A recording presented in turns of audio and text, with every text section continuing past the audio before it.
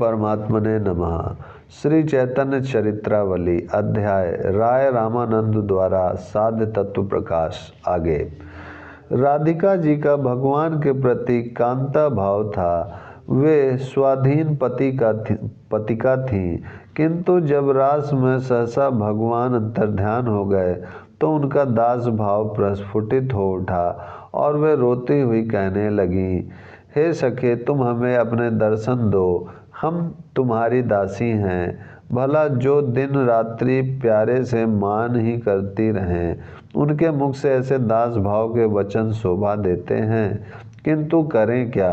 दास भाव तो स्नेह का स्वामी है, इसीलिए प्रभु दास भाव को मैं सर्वश्रेष्ठ समझता हूँ। प्रभु ने हंसकर कहा, हाँ ठीक है, होगा, मैं इसे अस्वीकार नहीं करता, किंतु फिर भी दास भाव में कुछ संकोच अवश्य रहता है। सेवक को अपने स्वामी के ऐश्वर्य, बड़प्पन और मान सम्मान का सदा ध्यान रहता है, इसीलिए निर्भय होकर आनंद रस का पान करने में कुछ संकोच होता है। ऐसा कोई संबंध बताइए जिसमें संकोच का लेश भी न हो। तब तो अत्यंत ही उल्लास के साथ रामानंद राय ने कहा, तब तो प्रभु मैं साख्य संबंध को सर्वश्रेष्ठ समझता हूँ। साख्य प्रेम में ऐश्वर्य, धन, मान सम्मान किसी की भी परवाह नहीं रहती। ग्वाल बाल भगवान से नाराज होते थे, उनसे गौओं को घिरवा कर लाते थे, उनके कंधे पर चढ़कर चड्ढी लेते थे।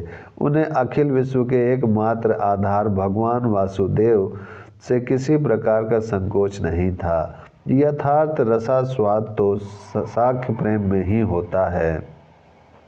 महाप्रभु ने कहा, साख्य प्रेम का क्या कहना है, साख्य प्रेम ही तो यथार्थ में प्रेम है, किंतु साख्य प्रेम सबको प्राप्त नहीं होता, उसमें दूसरे के प्रेम की अपेक्षा रहती है।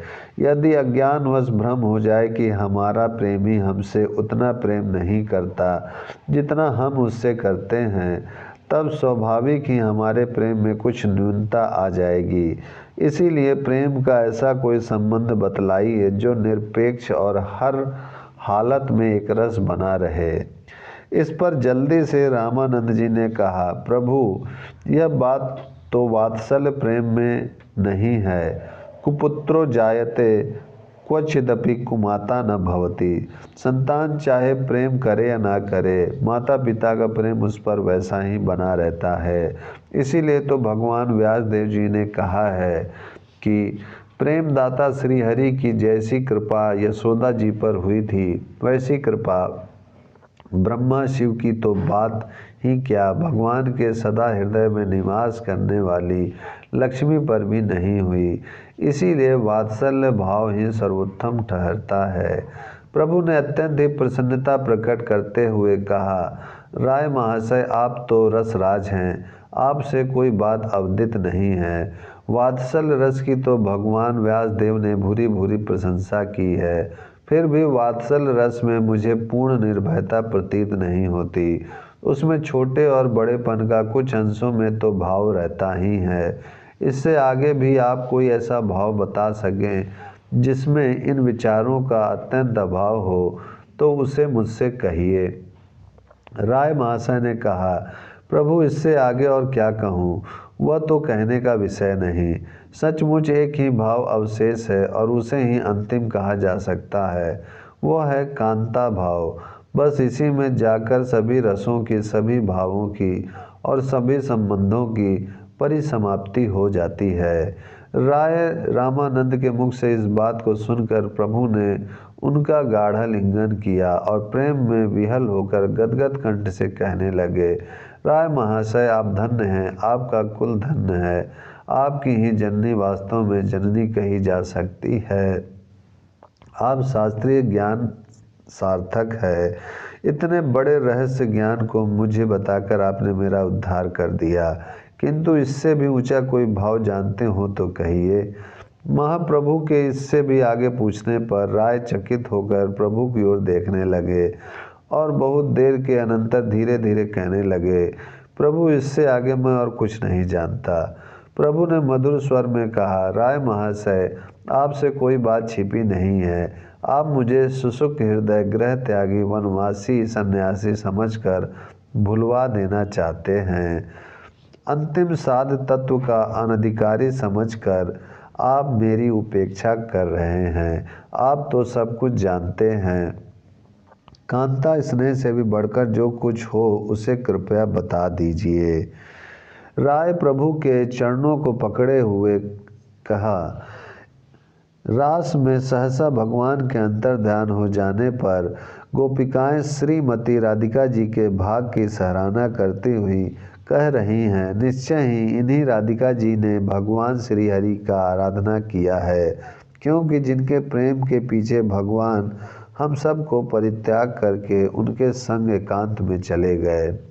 बस प्रभु इससे आगे स्पष्ट नहीं कह सकता, क्योंकि यह विषय अत्यंत ही गोप्य है। भगवान व्यासदेव ने भी इसे परम गुह्य समझकर अप्रकट ही रखा है।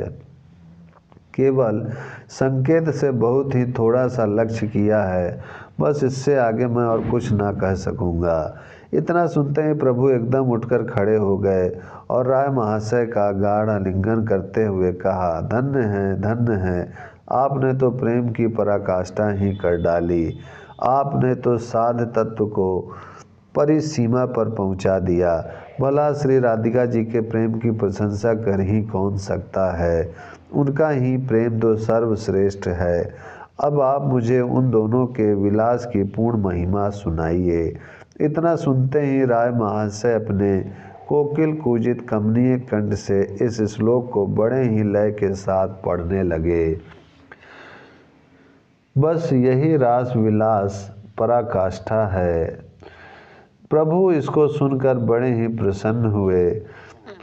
प्रभु ने राय महाशय का जोरों से आलिंगन किया और दोनों प्रेम में प्रमत्त होकर पृथ्वी पर गिर पड़े। रास विलास का परामर्थ अर्थ है, समुद्र समान और गौर महाप्रभु अपने भक्ति सिद्धांत रूप जल राशि को भगवत तर रामानंद रूपी मेघ में संचारित करके पुनः उनसे उस सिद्धांत सलील को विभाजित कराकर स्वयं ही उसके ज्ञान रत्न का आकार बने। ओम शांति शांति शांति।